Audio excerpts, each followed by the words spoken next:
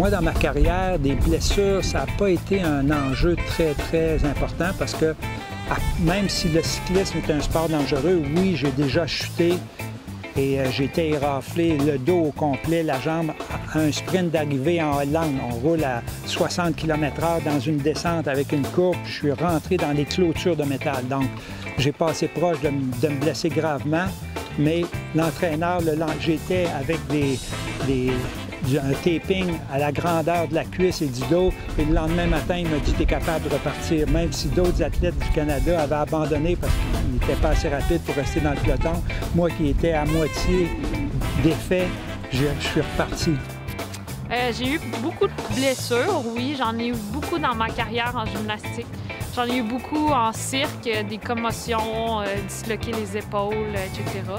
En haltérophilie, je suis chanceuse pour le moment. J'ai pas trop de grosses blessures, des tendinites par-ci par-là, mais rien de trop dangereux. J'ai eu des blessures, des opérations au genou. J'ai perdu à un moment donné une année complète là, que je ne pouvais pas compétitionner. Mais aussi, une des blessures, c'est plus le côté mental ou la motivation que j'ai. Je pense que c'est comme un burn-out professionnel.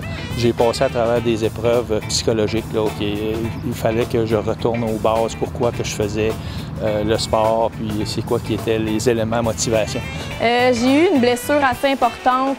En fait, ça a commencé en mars 2020, donc c'était supposément à quelques mois des Olympiques.